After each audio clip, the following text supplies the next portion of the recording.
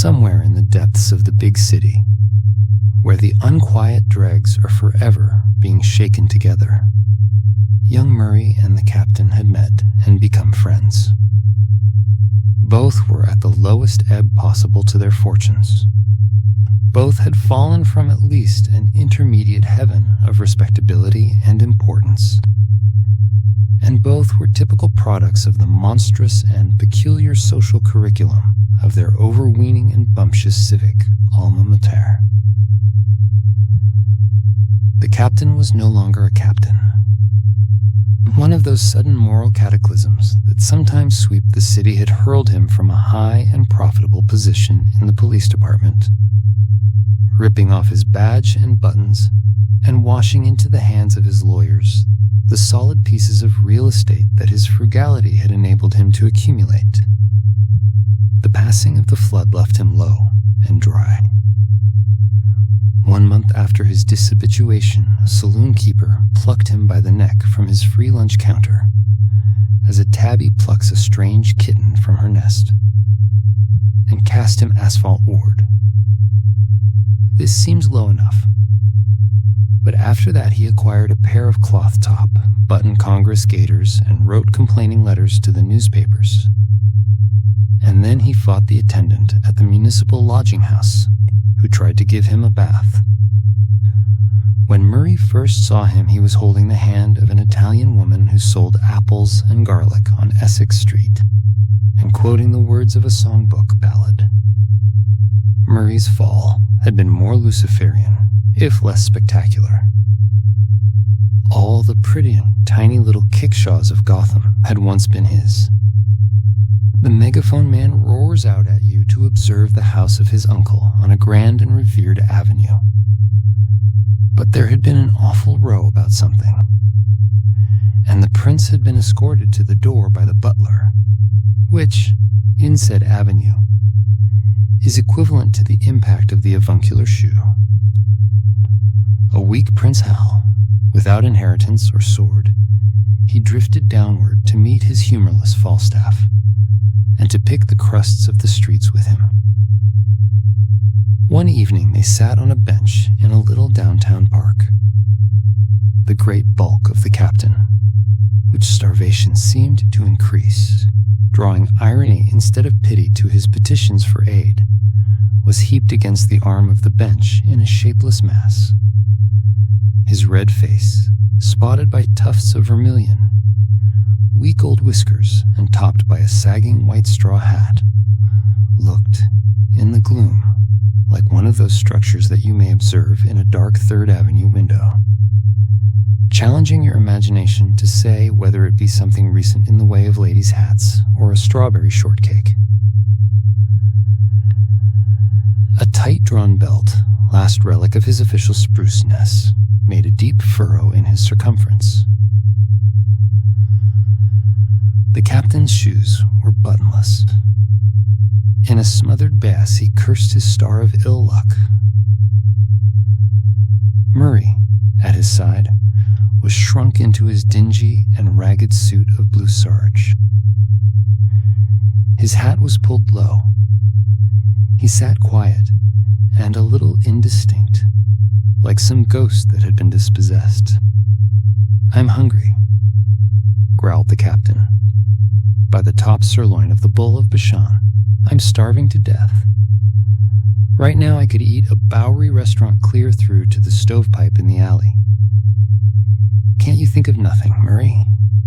You sit there with your shoulders scrunched up, giving an imitation of Reginald Vanderbilt driving his coach. What good are them airs doing you now? Think of some place we can get something to chew." "You forget, my dear captain," said Murray, without moving, "that our last attempt at dining was at my suggestion." "You bet it was," groaned the captain. "You bet your life it was. Have you got any more like that to make? Hey?" "I admit we failed," sighed Murray. "I was sure Malone would be good for one more free lunch after the way he talked baseball with me the last time I spent a nickel in his establishment. I had this hand, said the captain, extending the unfortunate member. I had this hand on the drumstick of a turkey and 2 sardine sandwiches when them waiters grabbed us. I was within 2 inches of the olives, said Murray. Stuffed olives. I haven't tasted one in a year. What'll we do? Grumbled the captain. We can't starve. Can't we? Said Murray quietly. I'm glad to hear that. I was afraid we could. You wait here, said the captain, rising heavily and puffily to his feet. I'm going to try to make one more turn. You stay here till I come back, Murray. I won't be over half an hour. If I turn the trick, I'll come back flush. He made some elephantine attempts at smartening his appearance. He gave his fiery mustache a heavenward twist.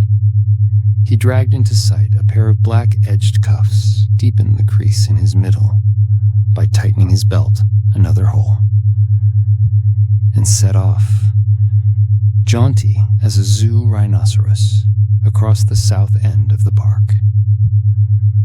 When he was out of sight, Murray also left the park, hurrying swiftly eastward. He stopped at a building whose steps were flanked by 2 green lights. A police captain named Maroney, he said to the desk sergeant, was dismissed from the force after being tried under charges 3 years ago. I believe sentence was suspended. Is this man wanted now by the police? Why are you asking? Inquired the sergeant with a frown. I thought there might be a reward standing, explained Murray easily. I know the man well. He seems to be keeping himself pretty shady at present. I could lay my hands on him at any time. If there should be a reward. There's no reward, interrupted the sergeant shortly. The man's not wanted, and neither are you. So, get out. You are friendly with him, and you would be selling him. Out with you quick, or I'll give ye a start. Murray gazed at the officer with serene and virtuous dignity. I would be simply doing my duty as a citizen and gentleman, he said, severely, if I could assist the law in laying hold of one of its offenders. Murray hurried back to the bench in the park. He folded his arms and shrank within his clothes to his ghost-like presentment. 10 minutes afterward, the captain arrived at the rendezvous windy and thunderous as a dog day in Kansas. His collar had been torn away. His straw hat had been twisted and battered. His shirt with oxblood stripes split to the waist. And from head to knee, he was drenched with some vile and ignoble greasy fluid that loudly proclaimed to the nose its component leaven of garlic and kitchen stuff. For heaven's sake, Captain, sniffed Marie. I doubt that I would have waited for you if I had suspected you were so desperate as to resort to swill barrels. Cheese it, said the captain, harshly. I'm not hogging it yet. It's all on the outside. I went around on Essex and proposed marriage to that Katrina that's got the fruit shop there. Now, that business could be built up. She's a peach as far as a dago could be. I thought I had that senorina mashed sure last week, but look what she done to me. I guess I got too fresh. Well, there's another scheme queered.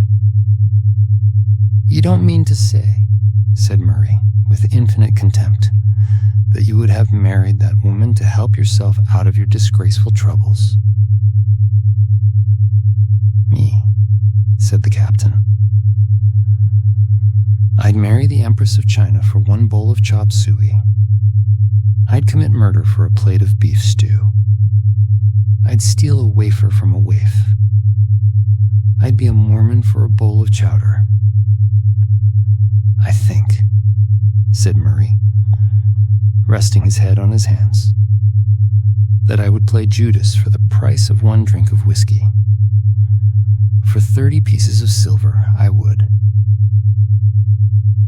Oh, come now, exclaimed the captain in dismay. You wouldn't do that, Murray.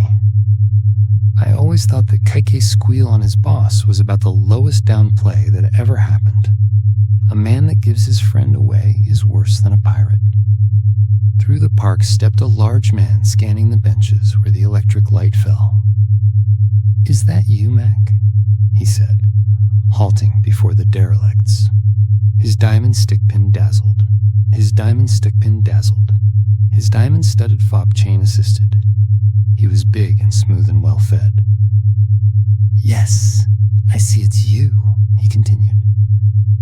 "They told me at Mike's that I might find you over here. Let me see you a few minutes, Mac." The captain lifted himself with a grunt of alacrity.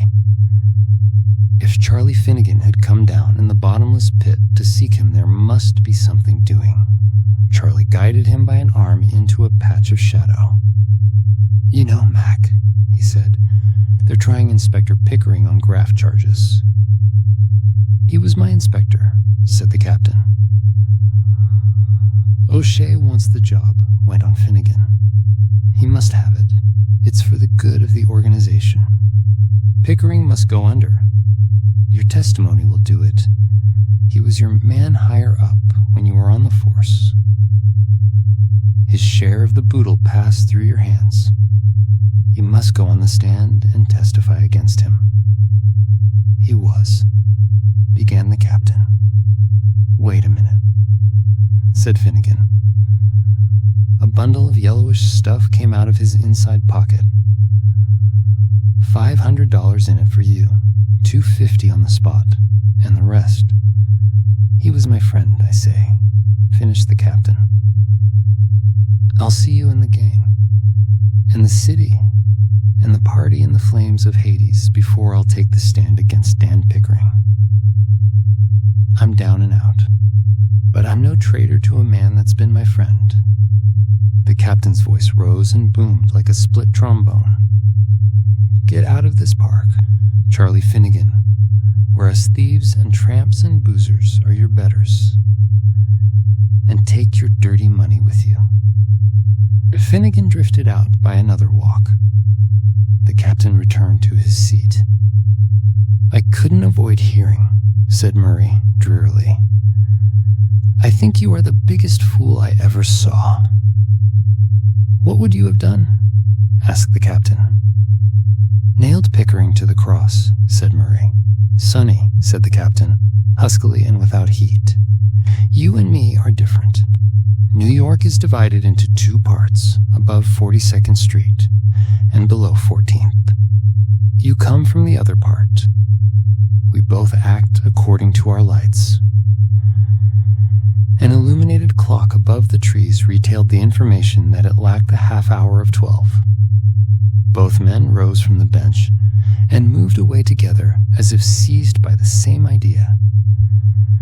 They left the park, struck through a narrow cross street, and came into Broadway at this hour as dark, echoing and depeopled as a byway in Pompeii. Northward they turned, and a policeman who glanced at their unkempt and slinking figures withheld the attention and suspicion that he would have granted them at any other hour and place. For on every street in that part of the city other unkempt and slinking figures were shuffling and hurrying toward a converging point. A point that is marked by no monument save that groove on the pavement worn by tens of thousands of waiting feet. At 9th Street, a tall man, wearing an opera hat, alighted from a Broadway car and turned his face westward. But he saw Murray, pounced upon him, and dragged him under a streetlight. The captain lumbered slowly to the corner like a wounded bear and waited, growling. "Jerry," cried the hatted one. "How fortunate. I was to begin a search for you tomorrow. The old gentleman has capitulated. You're to be restored to favor. Congratulate you. Come to the office in the morning and get all the money you want. I've liberal instructions in that respect. And And the little matrimonial arrangement? Said Murray, with his head turned sidewise. Why? Well, of course, your uncle understands. Expects that the engagement between you and Miss Vanderhurst shall be. Good night, said Murray, moving away. You madman, cried the other, catching his arm. Would you give up 2 millions on account of? Did you ever see her nose, old man? Asked Murray, solemnly. But listen to reason, Jerry. Miss Vanderhurst is an heiress, and did you ever see it? Yes, I admit that her nose isn't. Good night, said Murray. My friend is waiting for me. I am quoting him when I authorize you to report that there is nothing doing. Good night. A wriggling line of waiting men extended from a door in 10th Street far up Broadway, on the outer edge of the pavement.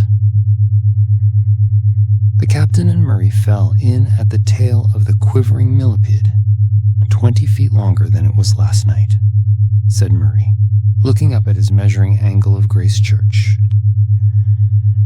Half an hour, growled the captain, before we get our punk. The city clocks began to strike 12. The bread line moved forward slowly, its leathern feet sliding on the stones with the sound of a hissing serpent, as they who had lived according to their lights closed up in the rear.